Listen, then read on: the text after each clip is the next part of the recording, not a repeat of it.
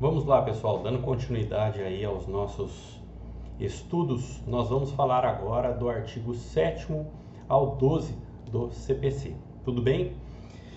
Então vamos lá, pessoal. O artigo 7º, ele traz a seguinte situação: é assegurada às partes a paridade de tratamento em relação ao exercício de direitos e faculdades processuais, aos meios de defesa, aos ônus, aos deveres e à aplicação de sanções processuais, competindo ao juiz zelar pelo efetivo contraditório. Pessoal, nós falamos lá atrás do princípio da isonomia, vocês lembram disso? E o que este artigo 7º ele traz?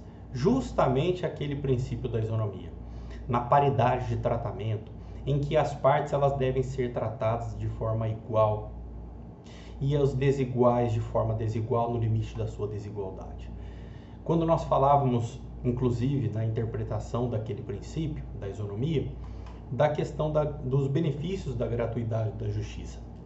Vejam que isto é uma interpretação dada, através de um artigo, o artigo 98 do nosso CPC, em que trouxe em seu bojo que todos devem ser tratados de forma igual e os desiguais na forma desigual. Porém, aquele que não tem condições de pagar os custos, as despesas do processo, ele tem a possibilidade de ser angariado pelos benefícios da justiça, da gratuidade da justiça.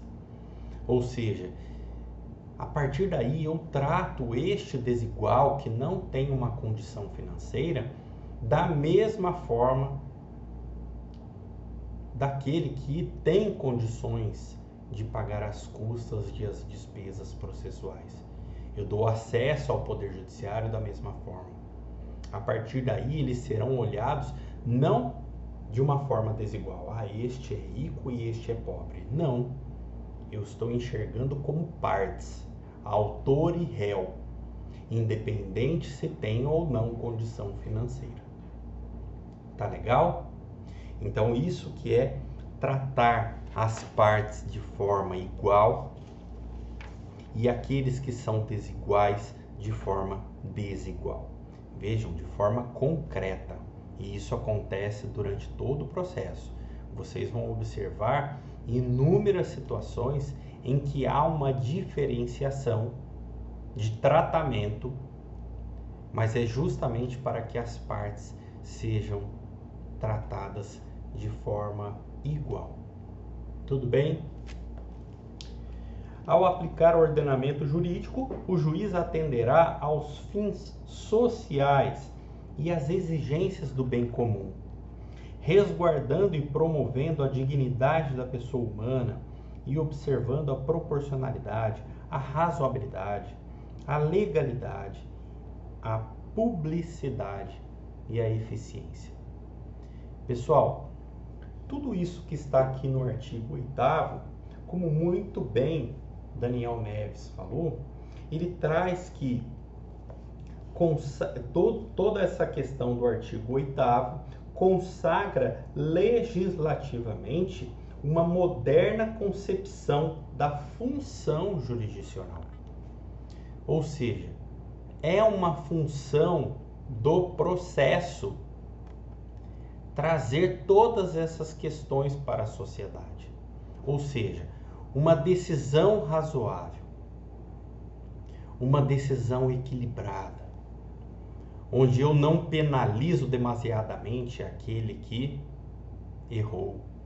E da mesma forma, eu não beneficio demasiadamente aquele que está com o direito. Quando nós nos deparamos, por exemplo, com a aplicação de danos morais, eu posso estar diante de situações que já são corriqueiras no Poder Judiciário, como, por exemplo, entrar com uma ação em face de uma empresa que não observou corretamente a abertura de um crédito e deu um crédito, por exemplo, para aquela pessoa que estava fraudando, clonando o documento. Ou seja, a empresa foi negligente quando ela fez isso. Mas eu não posso, como juiz, aplicar uma indenização por danos morais de 50 mil porque aconteceu uma negligência como essa. Estou sendo desproporcional. Não estou sendo razoável. Da mesma forma, eu preciso dar publicidade dos atos processuais. O processo ele é público, vocês sabem disso. Todos podem, então, ter acesso ao Poder Judiciário. A sociedade, ela é a maior fiscalizadora da aplicação da lei. Temos aqueles casos de sigilo? Temos. Já falamos, inclusive, quando nós estávamos estudando sobre os princípios. Mas quando nós observamos toda essa questão do artigo 8º, nós conseguimos entender aquilo que está esculpido lá nos princípios, trazendo hoje aqui para o artigo da lei. E na prática, tudo isso de fato deve acontecer, sob pena de nulidade, sob pena de revisão desses atos, sob pena muitas vezes até mesmo de um processo na corregedoria em face daquele juiz que praticou uma irregularidade, um abuso de poder. Legal? Tudo bem? Dignidade da pessoa humana, né? Outra questão aqui trazida por este artigo. Importantíssimo observar esse princípio constitucional. As decisões do juiz devem ir ao encontro da dignidade da pessoa humana. Tudo bem? Vejam o artigo 9º. Não se proferirá decisão contra uma das partes sem que ela seja previamente ouvida. Não, isso é uma proteção, uma segurança jurídica contra decisões e atos ditatoriais. Ou seja, ditadura já não existe mais no nosso país, graças a Deus. E não temos o risco de que isso volte. Nós temos uma proteção constitucional. Tá certo? Então, para que o juiz possa decidir acerca de qualquer situação que chegue até ele, em que ele seja provocado, antes dele proferir qualquer decisão, ele precisa também ouvir a parte contrária. Lembra que quando nós falávamos sobre essa questão, de que assim também deve ser na nossa vida? De que se algo chega até mim por aqui, opa, peraí, eu preciso também ouvir a outra parte. Antes que eu fale a respeito. Antes que eu emita, então, uma opinião. Não é assim? Essa é a maneira justa de nós caminharmos na sociedade. E o Poder Judiciário, ele traz justamente isso aqui no artigo 9º. Nenhuma decisão será proferida sem que a parte contrária seja ouvida. Então eu preciso ouvir as razões da parte contrária. Por mais que este aqui esteja completamente com a razão numa simples leitura do processo. Mas eu preciso também dar voz à parte contrária para que eu possa entender os seus argumentos, o porquê do descumprimento, de repente, de um contrato. E assim por diante. Tudo bem? E aí vejam que nós temos algumas exceções. O dispositivo no caput não se aplica à tutela provisória de urgência. O que é a tutela provisória de urgência? São aqueles casos em que há uma certa urgência, em que a decisão ela não pode demorar para ser dada. Eu tenho urgência naquele direito. Na concessão de um remédio, de uma determinação para que a cirurgia aconteça, no fornecimento, por exemplo, de uma pensão alimentícia, e assim por diante. Questões incidentais, em que o juiz decide essa questão sem nem ouvir a parte contrária, ele não precisa ouvir a parte contrária. E essa decisão, essa liminar que ele concede, essa decisão antecipada que ele está concedendo, ela pode ser mudada a qualquer momento.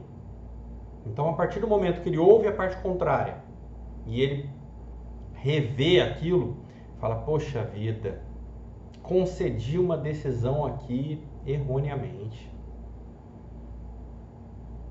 Exemplo, uma pessoa que ingressa na justiça pleiteando que a Unimed conceda uma cirurgia emergencial. E aí o juiz vai lá e dá a decisão determinando que a Unimed realize aquela cirurgia emergencial, questão de vida ou morte. Porém, depois a Unimed apresenta a sua contestação e aí fala, excelência, essa pessoa já não é associada há 2 anos. Ela já não faz mais parte da Unimed. E aí o juiz, nossa, eu não vi esse detalhe. E aí ele pode voltar atrás daquela situação. Ah, a cirurgia já aconteceu. O juiz pode, de repente, condenar aquela pessoa por má fé, que ingressou na justiça sabendo que não tinha o direito, né? E abusou daquela situação, até do advogado, que não analisou corretamente essa questão. Tá vendo? Então essa é a situação da tutela de urgência. Ela pode, então, a qualquer momento ser concedida sem que a parte contrária seja ouvida, porque é uma questão incidental, uma questão de urgência. Veja o inciso 2º, as hipóteses de tutela de evidência previstas no artigo 311, incisos 2 e 3. São aquelas tutelas de evidência onde está claro, está público, é notório que aquela parte ela tenha aquele direito. E depois a decisão prevista no artigo 701. Vamos dar uma olhada lá no artigo 701 rapidamente. E aí o artigo 701, ele traz a seguinte situação. Sendo evidente o direito do autor, o juiz deferirá a expedição de mandado de pagamento, de entrega de coisa ou para a execução da obrigação de fazer ou de não fazer, concedendo ao réu prazo de 15 dias para o cumprimento do pagamento de honorários advocatícios de 5% do valor atribuído à causa. Ou seja, pessoal, são as ações de execução em que eu tenho provado o direito. Ou seja, é um cheque que eu apresento, é uma nota promissória que está sendo apresentada, é um contrato que não foi cumprido. O juiz ele não tem dúvida do direito do autor. E aí ele manda imediatamente a parte contrária pagar. Ou seja, é uma sentença que foi dada pelo juiz. Ele ingressa então com o cumprimento de sentença. O juiz já fala, não, está aqui a sentença que eu mesmo concedi. Então eu vou determinar que essa sentença seja cumprida. Ele não precisa ouvir a parte contrária. Já está ali o direito do autor. Tudo bem? É um contraditório inútil. O juiz não pode decidir, artigo 10, né? O juiz não pode decidir em grau algum de jurisdição com base em fundamento a respeito do qual não se tenha dado às partes a oportunidade de se manifestar, ainda que se trate de matéria sobre a qual deva decidir de ofício. Pessoal, o juiz deve dar oportunidade às partes para que elas possam se manifestar, o que nós chamamos de contraditório, a fim de que nós não tenhamos surpresas. Porém, pode acontecer de eu não dar oportunidade para a parte se manifestar sobre aquele argumento, sobre aquele pedido da parte contrária, e de repente ela não ter esse direito. Entende? Então é obrigatório que eu dê à parte contrária a oportunidade de se manifestar. O contraditório e a ampla defesa é um direito de todos perante o Poder Judiciário. E é exatamente isso que o artigo 10 ele traz, essa situação do contraditório, tá? Artigo 11. Todos os julgamentos dos órgãos do Poder Judiciário serão públicos e fundamentadas todas as decisões, sob pena de nulidade. Como nós já falamos anteriormente, a sociedade que fiscaliza o direito. É a sociedade que fiscaliza a aplicação do direito. Então, por isso que todos os atos devem ser públicos. Ou seja, o Poder Judiciário deve ter portas abertas e janelas abertas, para que todos possam ouvir a transparência das decisões, dos atos do Poder Judiciário. Nós temos situações de sigilo em que a intimidade ela deve ser preservada, que não é a questão, mas todos os demais atos devem ser públicos. As decisões devem ser fundamentadas? Sim, obrigatoriamente sob pena de nulidade. Como que eu vou dar uma sentença sem um embasamento jurídico, sem uma comprovação daquele direito? Então eu preciso fundamentar toda e qualquer decisão. Estou concedendo um direito com base nesses documentos que analisei, com base nesse depoimento da testemunha, com base na confissão da parte contrária. Enfim, o juiz ele precisa então ter fundamentada as suas decisões. Veja o parágrafo único do artigo 11. Nos casos de segredo de justiça, pode ser autorizada a presença somente das partes e seus advogados, defensores públicos ou do Ministério Público. É o que a gente acabou de falar. Tudo bem? E aí, pessoal, nós chegamos no último artigo, o artigo 12. E o artigo 12 ele é um pouco extenso, mas nós temos tempo para isso. Vamos lá. Os juízes e os tribunais atenderão preferencialmente à ordem cronológica de conclusão para proferir sentença ou acórdão. Ou seja, pessoal, a partir do momento que os processos eles se tornaram eletrônicos, ficou mais fácil a situação. A partir do momento que há uma petição inicial ou uma manifestação da parte ali, o processo ele entra numa fila cronológica e eletrônica para que o juiz possa então analisar aquele processo. Então acabou aquela situação de que eu tinha um amigo lá dentro do fórum e eu pedia para ele pegar aquele processo que estava lá embaixo e colocar lá em cima para que o juiz pudesse analisar. Então isso era uma questão antiética, né, que alguns advogados praticavam com o intuito de se beneficiar. Então, logicamente que para evitar este erro humano, nós temos agora uma ordem cronológica que está ali, eletrônica. O computador vai direcionar cada um dos processos para que eles possam ser analisados ali pelo juiz. Vejam o parágrafo 1º. A lista de processos aptos a julgamento deverá estar permanentemente à disposição para consulta pública em cartório e na rede mundial de computadores.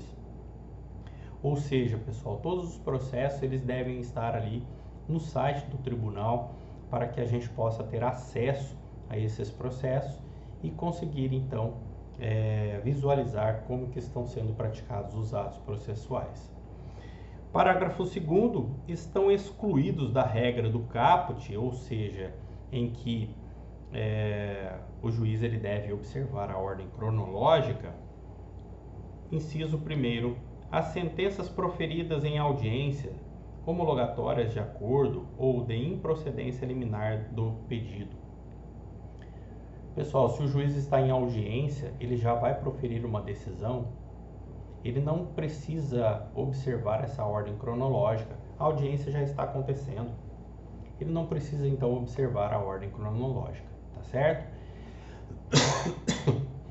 Desculpa, pessoal. Da mesma forma, aquelas situações onde há a homologação de acordo, o juiz, então, ele não precisa aguardar, então, a ordem cronológica para homologar aquele acordo. Vejam o inciso 2º, o julgamento de processos em bloco para aplicação de tese jurídica firmada em julgamento de casos repetitivos. São casos repetitivos como acontece, por exemplo, revisão da atualização do fundo de garantia. Inúmeras pessoas vão entrar, já entraram inclusive, para rever essa atualização monetária do fundo de garantia. Então, uma decisão, ela se aplica a todos os demais processos, não precisa então observar essa ordem cronológica. Inciso 3º, o julgamento de recursos repetitivos ou de incidência de resoluções de demandas repetitivas. Então, tudo aquilo que é repetitivo, ou seja, vários processos falando sobre o mesmo assunto, uma decisão serve para os demais.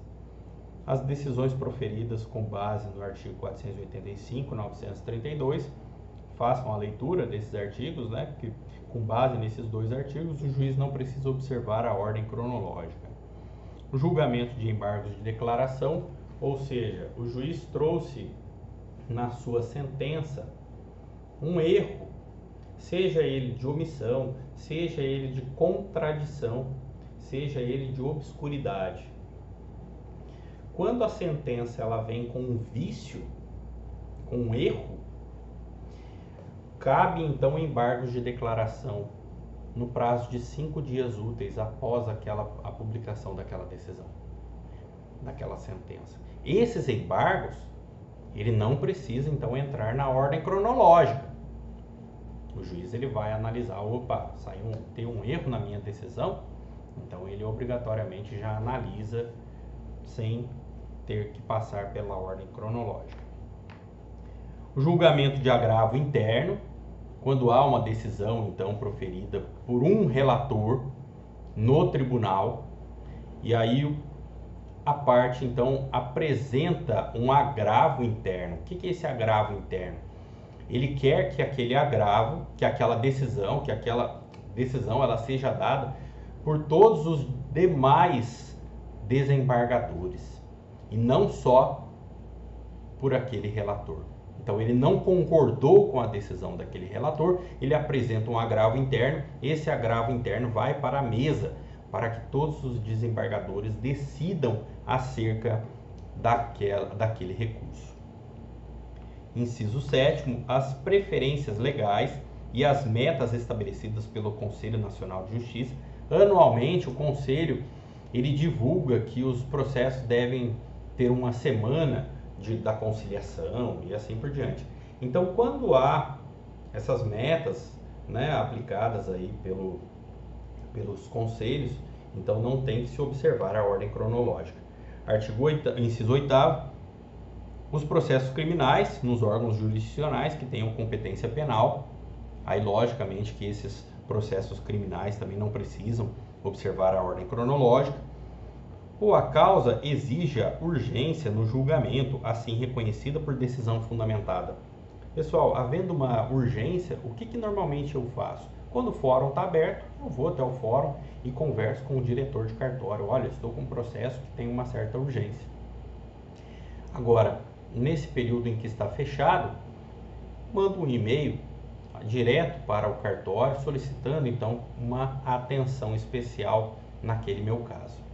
Então, nessas situações esporádicas, aí sim o chefe então de cartório, o diretor de cartório vai analisar e encaminhar essa situação ao juiz.